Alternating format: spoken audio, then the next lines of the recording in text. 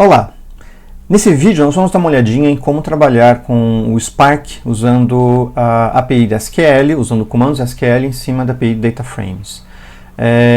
Como nós já vimos, o Spark é bastante flexível em relação a como trabalhar e como processar as queries. Ele já usa processamento de queries em termos de como ele trabalha com os DataFrames, então mesmo quando nós estamos usando DataFrames, que foi objeto do vídeo passado, dos vídeos passados, o Spark já usa um processador de queries que tenta trabalhar com o que vai acontecer com as transformações que a gente coloca dentro dos DataFrames, de maneira a compor um DAG de forma muito semelhante ao que um processador de queries faz em um banco de dados relacional.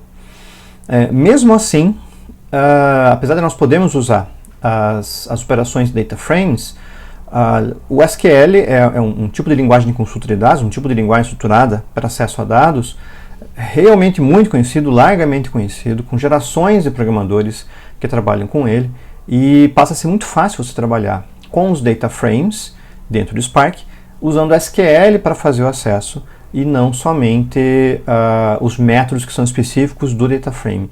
Isso dá mais flexibilidade para o programador, permite que você faça operações ou que você use operações que você já fazia no seu banco relacional, e permite que você faça operações que são mais intuitivas para pessoas que já têm conhecimento em SQL, o que compõe um grande número de programadores disponíveis.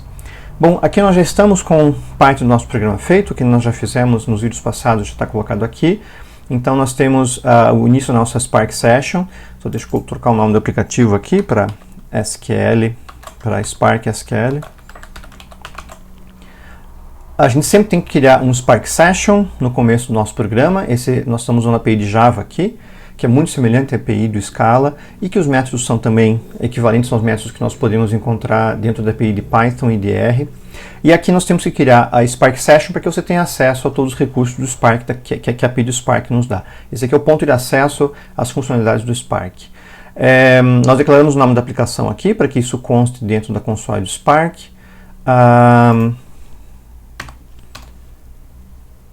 Nós declaramos que o master é o local, então ele vai rodar na própria JVM, o Spark vai rodar na própria JVM, não vai ser um cluster, mas sim uma instância local rodando na própria JVM, e o asterisco diz que ele vai usar todos os cores disponíveis para isso, e eu dou get or create, porque nós temos só uma instância do Spark Session rodando dentro da JVM de forma específica, ou pelo menos para cada meta-história aqui dentro.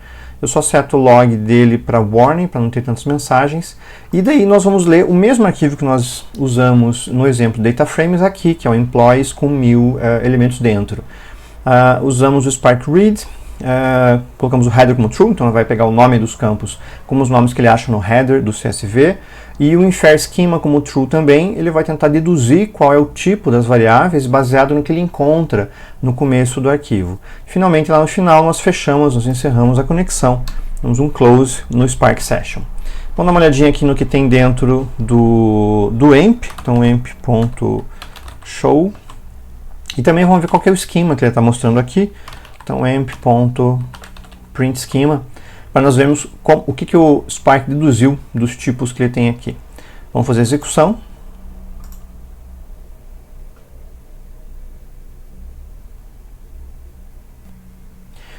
E aqui nós vemos que ele conseguiu rodar, então trouxe os primeiros 20 registros aqui, empno, birthdate, first name, last name, os mesmos campos que nós já conhecíamos, e que o esquema que ele retornou foi o empno como integer e o resto dos campos como string. Isso pode parecer interessante a princípio, a gente pode usar esses campos da forma que estão para muitas operações, mas tem pelo menos dois campos aqui que talvez fosse interessante que a gente trocasse para um tipo mais específico, que são as datas. O birth date e o hire date são claramente datas, o conteúdo deles mostra que são datas, são compatíveis com o campus data, e se você quiser fazer alguma operação de data dentro dele, talvez seja necessário que você precise contar para o Spark que esses campos são de data. Muito bem, nós vamos primeiro, eu vou colocar em comentário essas linhas aqui. Então, a primeira coisa a fazer quando nós vamos trabalhar com os DataFrames já carregados com comandos SQL é criar uma temporary view para que o Spark reconheça esses dados como parte dos comandos SQL. A gente aplica esse método dentro do próprio DataFrame, que é o create or replace temp view. Nós temos o Global Temp View também, que vai criar uma view temporária, mas disponível para todas as sessions que estão compartilhando esse mesmo espaço aqui, desde que essas Spark Sessions sejam com meta-stores diferentes. Isso vai passar a ser relevante para nós quando nós vamos trabalhar com diferentes fontes de dados ao mesmo tempo, como por exemplo trabalhar com dados que vêm de um arquivo CSV ou de um Parquet, junto com dados que vêm de um banco de dados relacional via JDBC, junto com dados que vêm de um banco NoSQL via um connector, como Cassandra ou MongoDB ou coisas assim. Mas o método que nós vamos usar agora é o Creator por Replace Temp View, e eu vou criar essa Temp View com o nome de Employees. A partir desse momento eu posso usar esse nome Employees como o nome de uma tabela dentro dos meus comandos SQL que eu starto a partir da minha Spark Session. Então, spark.sql, e aqui eu tenho uma string onde eu posso colocar o texto que eu achar adequado, por exemplo, um select asterisco from employees, eu coloquei o nome errado aqui, employees,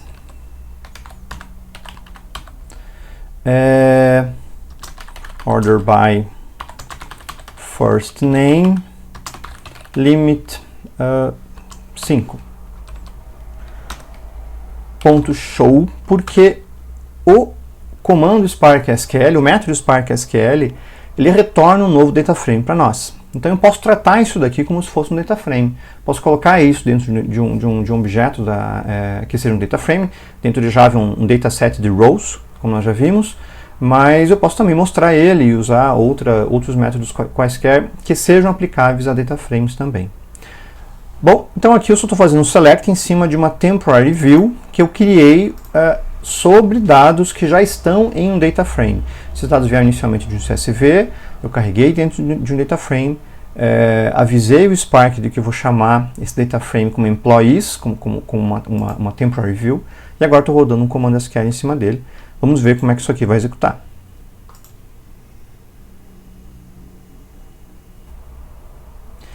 Ele executa basicamente da mesma maneira. Então aqui eu estou vendo basicamente o mesmo select que eu vi antes, ele retorna como um data frame, então o show mostra isso. Eu pedi só 5 e percebam que ele está na ordem do first name aqui, então ele vem com o nome ordenado em ordem alfabética, o order que o processador SQL conseguiu executar em cima do first name. Eu consigo executar basicamente qualquer comando SQL que seja válido para o padrão SQL ANSI 2003 e que seja válido para os tipos de campos que estão colocados dentro dessa temporary view usando o Spark SQL. Isso traz muita flexibilidade para a programação e permite que você consiga, que o programador seja mais produtivo, levando em conta que ele já conhece SQL, que seja mais fácil manipular os dados dessa forma, pensando que para que nós conseguíssemos esse mesmo resultado aqui, nós teríamos que encadear vários métodos dentro dos data frames. Tem um outro ponto que pode ser interessante aqui, que é o fato de que nós estamos trabalhando com o infer schema aqui. Então está com o infer schema true. Como nós vimos agora há pouco, isso faz com que o birth date e o hire date sejam tratados como strings. Isso pode limitar o que a gente tem que fazer aqui, porque você não pode aplicar, por exemplo, functions de strings. Functions é SQL de string em cima desse campo, a não ser que você converta de char, de string, varchar, para date, então aplique esse método, essa função SQL, mas claramente é mais fácil que você já de antemão saiba que esses campos são de um certo padrão. E isso a gente faz colocando um esquema, citando um esquema, quando nós vamos fazer a leitura desses dados. E quando nós colocamos o esquema, nós temos alguns compromissos que nós fazemos, quer dizer, ele vai também poder, a partir desse momento, ter erros dentro do esquema. Então, se por acaso algum campo não for correspondente ao tipo que você colocou no esquema, ele pode gerar algum erro. Em geral, o que ele vai fazer vai ser preencher com null os registros e colocar uma coluna adicional mostrando que houve um erro, colocando os dados ali dentro. Mas você pode também ter outras opções, você pode ver isso na documentação depois, para que ele interrompa o carregamento caso tenha algum erro ali dentro, ou para que ele somente ignore quais são os registros que tem alguma coisa errada. Isso tudo está disponível na documentação. De forma geral, a gente pode declarar o esquema como uma string e usar uma linguagem como usar termos de SQL aqui dentro para colocar esse esquema. Existe outra possibilidade também que você pode usar, que é usando tipos e classes específicos disponíveis dentro da API, mas essa maneira acaba sendo um pouco mais direta e é mais simples. Então nós temos os campos empno, que é claramente um int ou algum tipo inteiro que seja tratado dentro da SQL. Nós temos o birthDate, que é o segundo campo, e esse campo claramente é um date. O terceiro campo é o firstName, que é um string. O quarto campo é o lastName, que também é uma string. Vírgula. O quinto campo é gender, que também é string. E o último campo é o hireDate, que é um campo do tipo date. Então aqui eu tenho todo o meu esquema já colocado. Deixa eu só abrir aqui. Eu tenho todo o meu esquema colocado em uma linha só, é uma tabela pequena. E o que nós vamos fazer é que, em vez de citar qual é a opção com o infer schema, eu vou usar um outro método aqui do Spark Read, que é justamente o esquema, onde eu coloco qual é a variável que contém o esquema, e daí, obviamente, essa outra opção aqui passa a ser desnecessária. Só para que a gente veja a diferença do que vai acontecer aqui, eu vou colocar o print schema aqui, e eu vou também comentar para que nós só vejamos o esquema depois que nós declaramos explicitamente o esquema para essa tabela, para esse data frame que depois vai se tornar uma temporary view. Percebam que se você tem um esquema, se os seus dados são estáveis e se você tem o esquema pré-definido, é sempre bom, é aconselhável que você coloque ele desde o início, porque primeiro você vai poupar tempo para o Spark, ele não vai ficar fazendo inferência numa parte dos registros para saber qual é o tipo que ele tem ali dentro, ele não vai ter que deduzir esse tipo. E segundo, que você tenha uma certa previsibilidade em cima de todo o código que você possui, você está protegido de mudanças em versões da API ou coisas do gênero que possam fazer com que o infer schema mude o comportamento, por exemplo. Então você tem um esquema basicamente imposto pelo método, então você já sabe o que você pode usar e o que você não pode dentro das cláusulas SQL. Vamos executar aqui e ver como isso vai funcionar.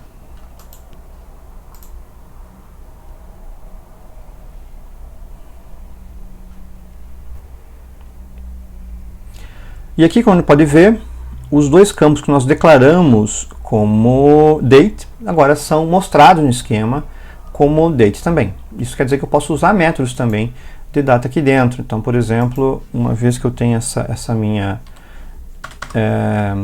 o esquema colocado, eu posso fazer um select diretamente, por exemplo, do first name e pedir o year do birth date.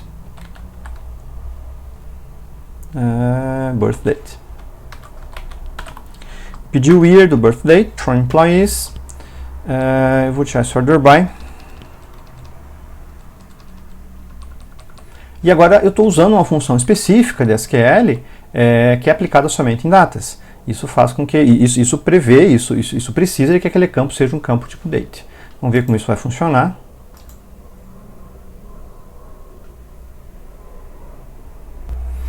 E agora a gente percebe que o resultado ele já traz com o campo que eu solicitei, first name, e o ano somente da data colocado aqui.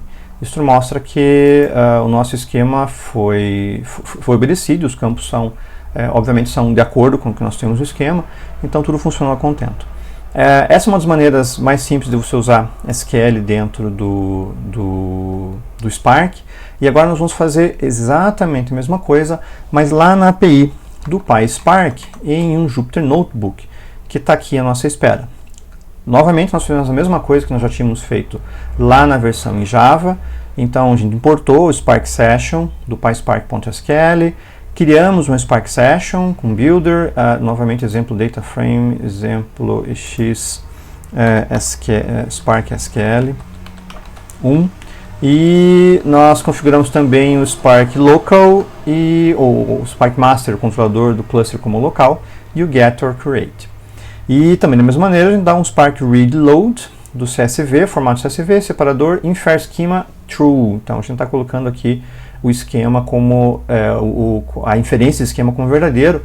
Isso quer dizer que ele vai deduzir o esquema para nós, e o resultado vai ser basicamente a mesma coisa. Então eu posso dar um employees.show e um employees.printSchema. Os dois vão executar basicamente a mesma coisa. Vamos ver como isso vai funcionar. Então ele carregou aqui, mostrou os dados para nós, os 20 primeiros, como sempre, que é o que o show mostra. E aqui o esquema mostrando que sim, nós temos o empno como integer e o resto todo como string. Ele está só tratando como string.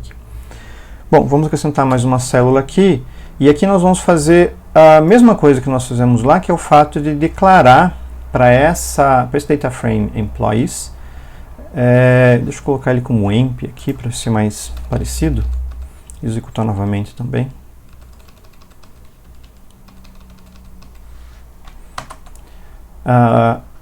Esse data frame emp vai ser declarado como uma temporary view. Então, emp.create or replace temp view. Vamos colocar um nome para ela aqui de employees, como a gente tinha feito lá dentro do código Java também. E a partir daqui eu posso começar a usar o Spark Session chamado de Spark também. Eu posso começar a usar da mesma maneira que nós fizemos o Spark.sql e aqui colocar o comando que seja mais que a gente quiser para que ele possa executar. Então, novamente um select asterisco from employees order by last name .show. Vamos executar e aqui ele traz para nós ordenado pelo último nome, coloca todas as pessoas aqui dentro e roda exatamente da mesma maneira. Então eu posso rodar da mesma maneira os comandos SQL aqui dentro do PySpark, dentro de um Jupyter Notebook ou de um programa que está rodando em PySpark, com a mesma diferença. E o mesmo tipo de processo se aplica aqui no Python, que é o fato de que eu tenho um esquema pensado no que ele conseguiu descobrir a partir dos dados que estavam lá dentro. Então nós temos um integer aqui e o resto dos dados todos com string. Se eu pudesse colocar um esquema aqui dentro, reforçar ele, forçar um esquema, eu talvez tivesse chance de usar as funções da mesma maneira que nós tínhamos lá. Então aqui eu posso colocar um esquema emp igual a lá. Vou inclusive copiar. Vou pegar exatamente o mesmo esquema.